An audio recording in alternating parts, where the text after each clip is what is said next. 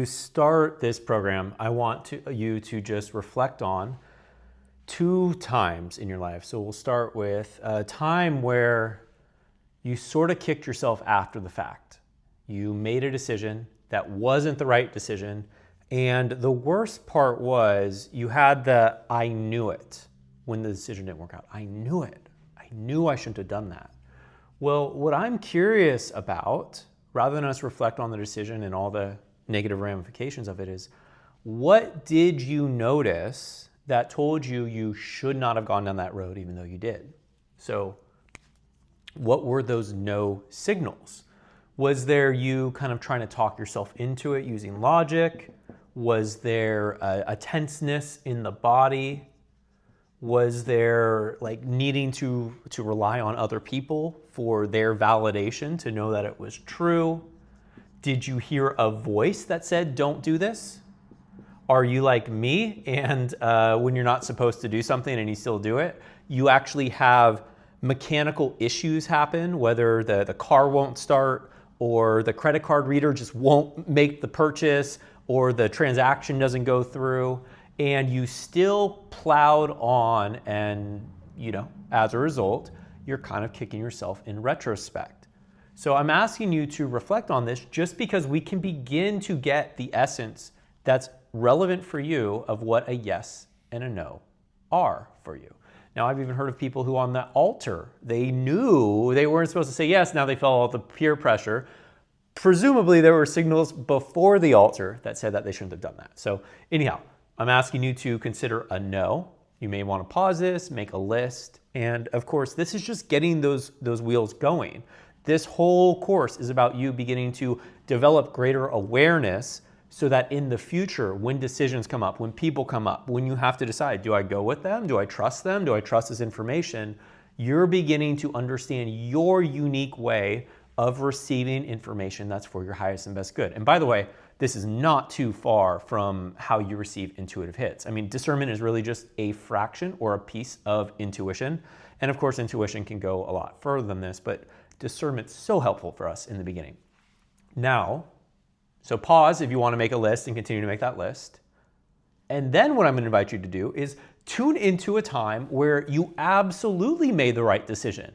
You're patting yourself on the back. Your decision may have been right because you said heck no, because you knew it wasn't right for you, but let's focus on the yes. When was there a time where everything just worked exactly as you hoped it would, and what were the signals there, internal and external? So for me, the biggest word is flow.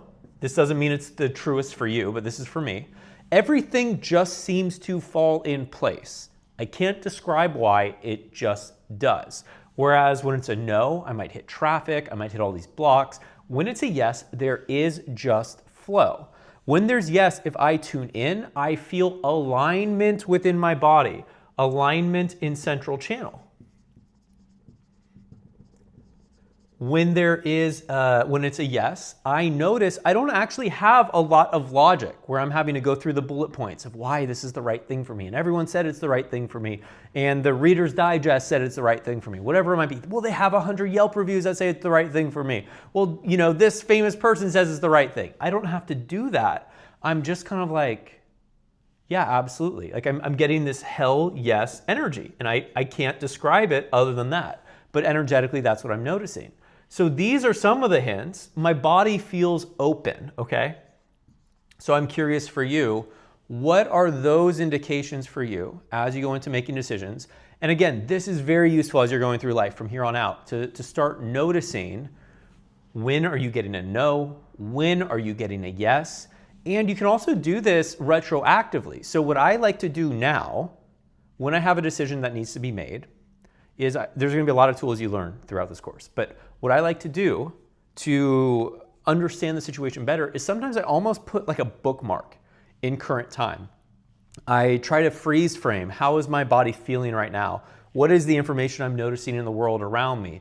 I'm using this so that in the future, I can reflect back on this decision point to help inform future decisions. Because everything is repetitive. Everything is cyclical. We will continue to receive a lesson until the lesson needs to no longer be received because we've gone past it.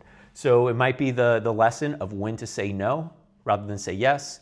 It might be the lesson of when to say yes rather than say no. There's also a possibility that we're operating a lot out of fear and fear of what if, where we actually are getting a lot of positive yeses. So this is where discernment can really be helpful. You learning your unique relationship with discernment can be really helpful. And this is why I ask you to start thinking about times where it was absolutely right, everything was in flow, and then also when times when it was not correct for you, what were those differences? So could be useful to start taking a journal on these things. I personally journal about it, but I don't track the journal. I track it internally. I'm extremely intuitive and extremely disorganized, so it wouldn't work for me in actually having a journal to track things, but maybe it works for you. So that should be enough to get you going. I look forward to what is going to happen for you within this program, and we'll meet in the next video.